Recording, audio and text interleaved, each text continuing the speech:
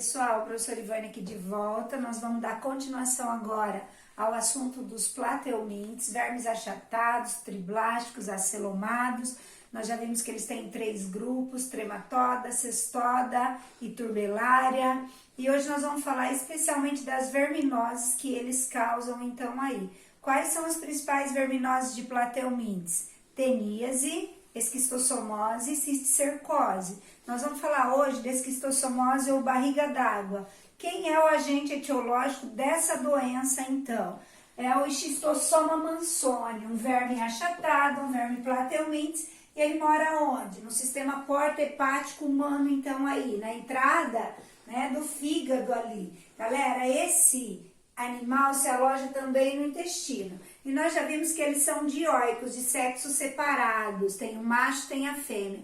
Quando uma pessoa tem esquistossomose, o homem então é o hospedeiro definitivo, essa é uma doença heteroxena ou digênica, nós já vimos isso quando tem 2 hospedeiros, toda vez que a doença precisa passar por um hospedeiro, então ela é digênica ou heteroxena. Quando tem um hospedeiro só, ela é chamada monoxena ou monogênica.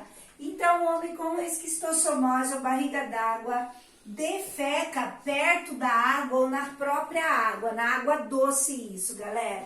Quando as fezes são eliminadas, elas carregam os ovos do xistossoma, porque o xistossoma se produz no intestino humano, então ali. Os ovos saem junto com as fezes e esses ovos acabam parando na água doce, geralmente lagoa, não é rio. O hospedeiro intermediário, ele tem preferência por lagoas, água mais parada, que é o caramujo, então. Olha só, vamos voltar aqui um pouquinho.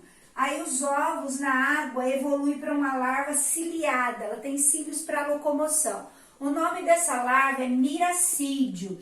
O miracídio, ele tem 1 semana para nadar e encontrar o caramujo vetor. Esse, galera, não é o caramujo do seu jardim, não é caramujo terrestre, então. É um caramujinho cinza escuro, o nome dele é Bionfalaria ou Planorbídeo, e ele dá preferência por lagoas, então é onde ele vive, água mais parada. Galera, o miracídio entra no corpo do caramujo e faz uma reprodução assexuada, chamada pedogênese. Essa larva, ela consegue colocar óvulos e esses óvulos geram novos seres sem haver fecundação. É parecido com a partenogênese, só que essa ocorre na fase larval. A partenogênese das abelhas é na fase adulta. É semelhante também ao do escorpião amarelo, que a fêmea põe ovos sem precisar de pai, não precisa de espermatozoide. Essa larva, ela coloca óvulos sem precisar de fecundação.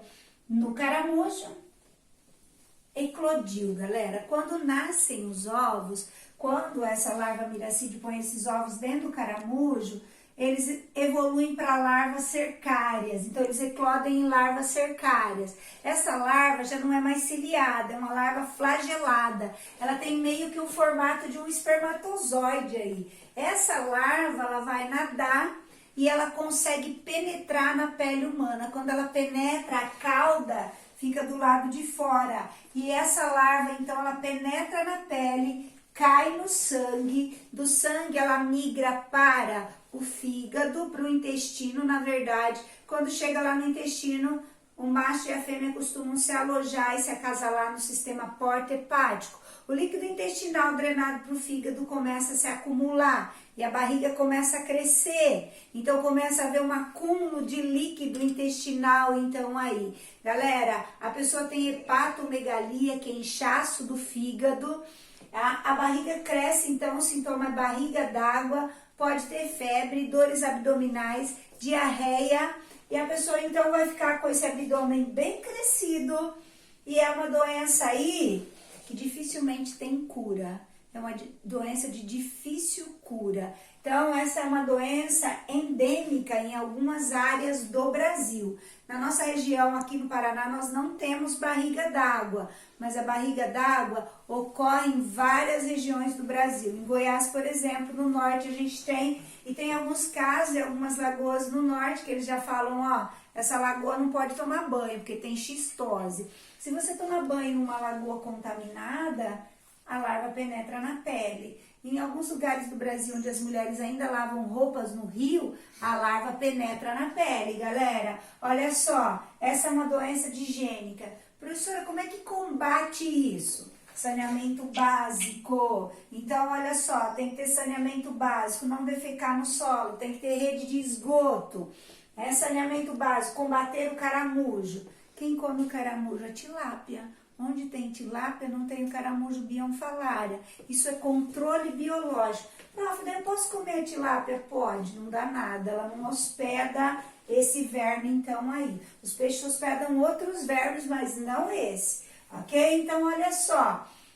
Esquistossomose, hospedeiro definitivo, o homem. Hospedeiro intermediário, caramujo bionfalária ou planorbídeo. Caramujo de água doce, galera. Agente etiológico, quem é o agente? Aquele que provoca a doença. Quem causa essa doença? O verme Plateumintes e Schistosoma mansoni, então aí. Como é que pega? As larvas cercárias presentes na água vão penetrar na pele. Quando a pessoa entra na água, então aí. O sintoma, hepatomegalia, inchaço do fígado, dores abdominais, barriga d'água, diarreia, perda de peso, tudo isso, tá? E agrava bastante porque a pessoa não tem um bom funcionamento hepático do fígado. Como é que previne? Saneamento, ninguém defecar no solo, tem que ter rede de esgoto, tem que ter saneamento básico.